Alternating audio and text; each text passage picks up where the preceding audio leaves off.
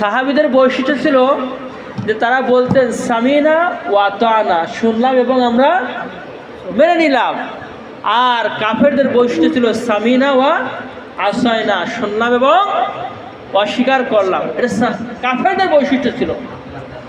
বিশ্বনবী সাল্লাল্লাহু আলাইহি ওয়াসাল্লাম যখন নসিহত করতেন তখন কোনো সাহাবী, কোনো লোক তার কথার উপরে কথা বলতো না। আল্লাহ তাআলা নিষেধ করেছেন, তোমরা নবীর উপরে তোমাদের সাউন্ড বেশি করো না, বড় করো না, আওয়াজ বৃদ্ধি করো না, আওয়াজ বৃদ্ধি করো না। আমরা কোন পরিবেশে বসে আছি?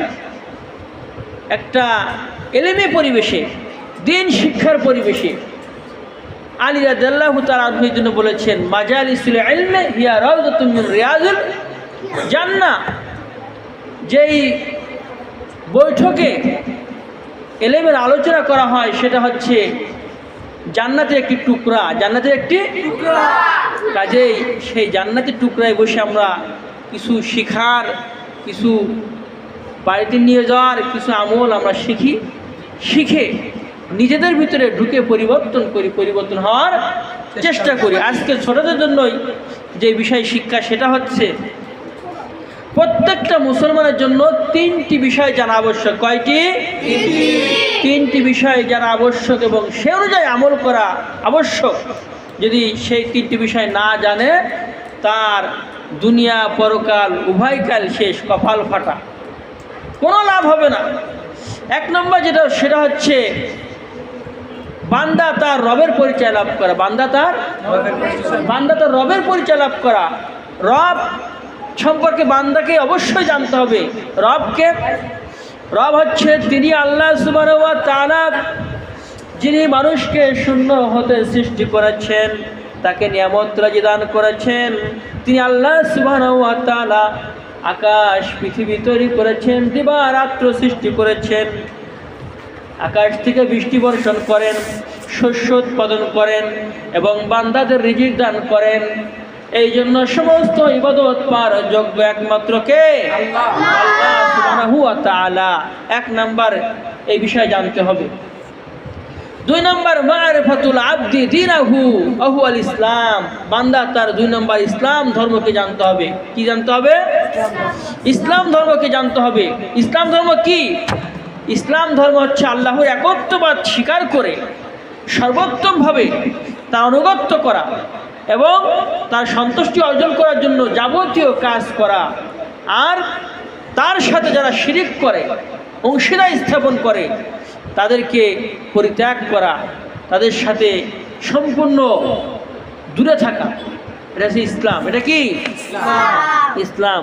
তাহলে দুই নম্বর হচ্ছে বান্দা তার দিন ইসলাম ধর্মকে জানা। এক নম্বর আল্লাহকে জানা, দুই নম্বর বান্দা তার ধর্ম ইসলামকে জানা। তিন নম্বর হচ্ছে বান্দা মারিফাতুল আবদি নবিয়াহু মুহাম্মদ সাল্লাল্লাহু আলাইহি ওয়াসাল্লাম। বান্দা তার নবীকে জানবে। কাকে জানবে?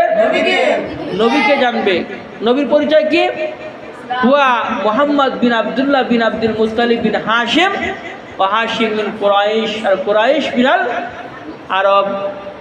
মুহাম্মদ সাল্লাল্লাহু আলাইহি ওয়াসাল্লামের পরিচয় হচ্ছে তার পিতার নাম আব্দুল্লাহ বিন আব্দুল মুত্তালিব বিন হাশিম, আর তিনি হাশেম বিন কুরাইশ। হাশেম ছিলেন কুরাইশ বংশের অন্তর্গত। আর কুরাইশরা ছিল আরবি। কুরাইশরা কি ছিল? আরবি। এই কুরাইশরা সে যুগের আরাবিয়ানদের সর্বশ্রেষ্ঠ গোষ্ঠী, জাতি। এই জন্য কুরাইশ বংশে অনেক দাম। সেই জন্য সেই বংশেই নবী পাঠিয়েছেন আল্লাহ সুবহানাহু ওয়া তাআলা। তাহলে আমরা আরেকবার মুখস্থ করি, বান্দাকে কয়টি বিষয় জানা আবশ্যক? এক, বান্দা তার রবের পরিচয় লাভ করতে হবে। ফা'লাম আন্নাহু লা ইলাহা ইল্লাল্লাহ, জেনে রাখো নিশ্চয় আল্লাহ ছাড়া সত্য কোনো মাবুদ নাই। অনেক মিথ্যা মাবুদ আছে না? কাজেই সত্য মাবুদ নাই। দুই নাম্বার, বান্দা তার ধর্ম ইসলামকে জানা। কি জানা? আল্লাহ তাআলা বলেছেন সূরা আলে ইমরানের 19 নম্বর আয়াতে, ইন্নাদ-দীনা ইনদাল্লাহিল ইসলাম। নিশ্চয় আল্লাহ তাআলার নিকটে ইসলাম ধর্ম ছাড়া অন্য কোনো ধর্ম গ্রহণযোগ্য নয়। অন্য কোনো ধর্ম, পৃথিবীতে অসংখ্য ধর্ম আছে, 300 বেশি ধর্ম আছে, 800 কোটি লোক আছে পৃথিবীতে। 800 কোটি লোকের 300 অধিক ধর্ম আছে, তার ভিতরে একটি ধর্ম গ্রহণযোগ্য আল্লাহর কাছে, সেটার নাম কি? ইসলাম ধর্ম। 2 নাম্বার, ইসলাম ধর্ম জানা।